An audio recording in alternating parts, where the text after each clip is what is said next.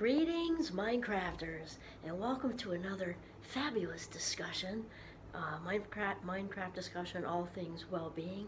This is Dr. Kimberly Quinn here we're going to have a good talk today. We first got to just remind folks, maybe who haven't listened to the other ones, that Minecraft's main theme is to become the boss of your brain and become the boss of your thoughts, as thoughts come first and feelings come second and action and behavior last. And so here's the thing, by changing our thinking, controlling what comes in, and then reframing what's already in often, can completely change our lives, which really applies to what we're going to talk about today, which is sort of becoming at peace with imperfection, our own, other people, world in general, just sort of becoming at peace. Because here's the thing, perfectionists, and I have a lot of recovering, I typically have a significant amount of recovering perfectionists as students, and it's just amazing to watch them really get in a better place with that, because perfectionists in general don't have a lot of inner peace going on. It's just true because of the OCT, right? The obsessive compulsive thinking. Sort of wanting things to be different than they are. That's my wizard hat up there. It's very cool. My fun office. Wanting things to be different than they are, which also, I think it's John Kabat-Zinn's definition of stress is wanting the present, very similar, wanting the present moment to be something other than it is. With perfectionism, it's wanting, being upset and bothered by asymmetry on a bookshelf, for example. A lot of asymmetry right there. It actually kind of all fell down the other day, but it's okay. It's just having that, kind of that absent-minded professor look. But anyway, asymmetry and being bothered by, a pen that's out of place, all the way to, imperfections in the house, disorganized closets or cabinets, shingles out of place, the painting or ourselves. We could lose a few pounds if only we did this, and our eyebrows don't look right, or if only we had new clothes, and there's all different kinds of imperfection with body image and house image and car image and not having the right number on our savings account and all of that. And the thing is, when we get sort of wrapped up in the imperfection cycle, which does have a whole lot to do with the obsessive compulsive thought process, right? It leads to this, right away into this mode, this cyclical mode that's exhausting, ongoing, and it's a battle that's just going to be lost over and over, because we talked about it in previous episodes about how the brain is, this particular topic we're talking about is reinforcing. So each and every time, a what if thought enters, or like with the perfectionism, wanting to move that book over, fix that, move that picture up, move the next one up, and now that one looks crooked. Whenever we give in to that, the brain's like, oh, I found it. Oh, just like when a dog sits or does whatever we want, and we give it a cookie, the brain wants a cookie for what it thought, and it gives itself a cookie, or more like a prime rib, really, prime rib bone. And so the perfectionism thing obviously going to be a losing battle, and with it goes inner peace. There goes inner peace.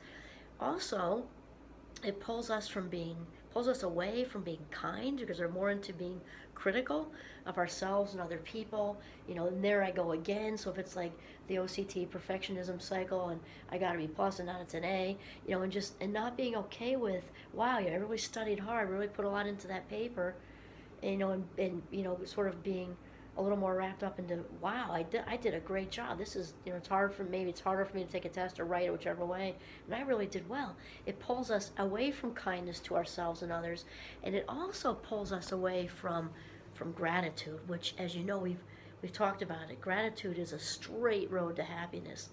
Now, obviously, there's more involved. Usually, it's nothing's a quick fix, and cultivating gratitude.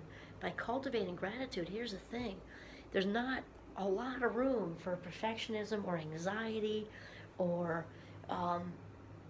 there's not a lot of room to want to critique or cause harm. That does, critiquing causes harm to us and whoever we're critiquing, right?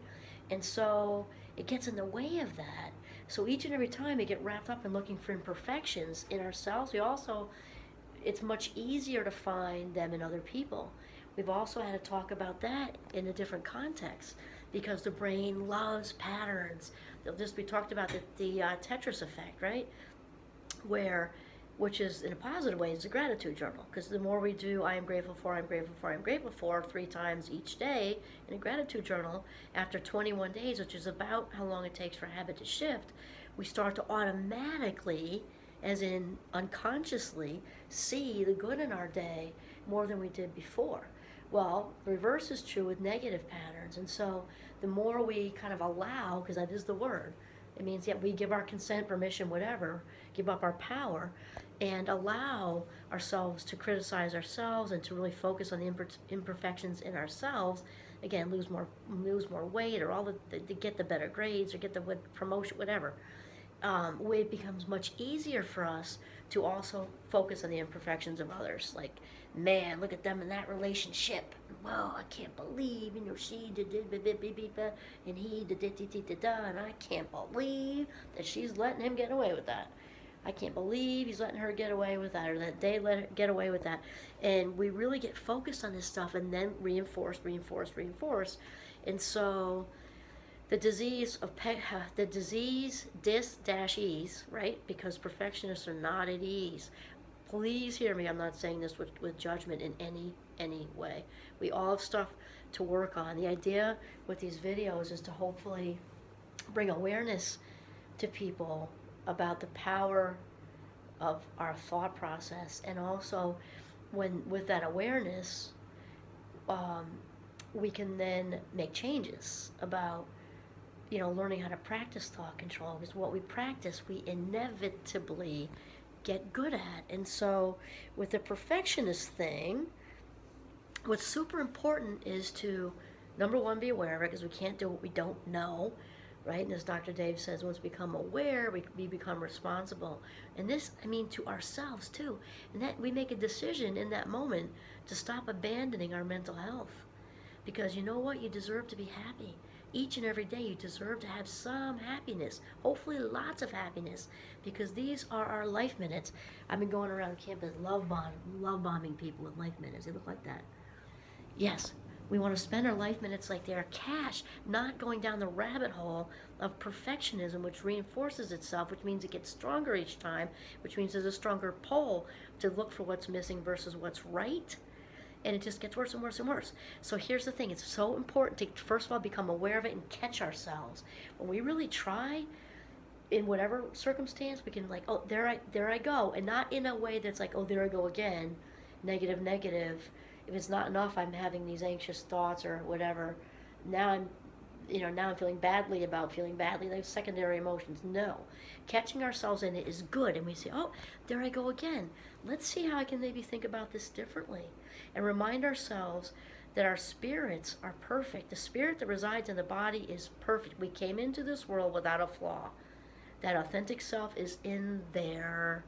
Okay, the authentic self is in there. So what this is actually reminding me of is, at this very minute, there's my wizard cape. Speaking, what I'm going to say is about Harry Potter. There's a scene in there for any of you HP fans out there. It's in the first one, I believe, where Harry kind of finds a mirror of Erised, and he looks in the mirror and he can see his parents behind him, and then he eventually goes and wakes up Ron Weasley, his best friend, and he comes down and Harry thinks he's going to show him Harry's parents, right? But when Ron stands in front of it, it shows all the heartache and stuff that's missing in his life, and also being the head boy and the Quidditch captain or something. So it's showing us, like our greatest desires, rather than, as Dumbledore says, I'm obviously paraphrasing, I'm not looking at it right now, that really what we're striving for is to be able to look in that mirror without anything behind you or near you, no head boy, no Quidditch captain, people we've lost, but to just be able to look at ourselves exactly as we are enough, with all the human imperfections and asymmetry, metaphorically speaking, in our lives, and things out of whack, and being a few pounds too heavy and all this stuff, to just look past that, because when we can become at peace with imperfection, true authentic inner peace can really kind of take over and open up to as much gratitude as possible. Because when we do all of this, we kind of shift out of that place of what's missing, and we can then see what's right with life, and see that, life is sort of perfect. Our spirits are perfect exactly as they are. And so acceptance is key, and what we practice we inevitably get good at. So please hear me when I say it. I didn't certainly didn't say it was as easy. It is, however, up to us to decide. So there's simple and there's easy. Is it that simple? Yes. Is it that easy? Didn't say that. No, it takes commitment. It takes commitment to be happy, quite honestly. And I love the word cultivate, especially in Vermont, because I think of farms.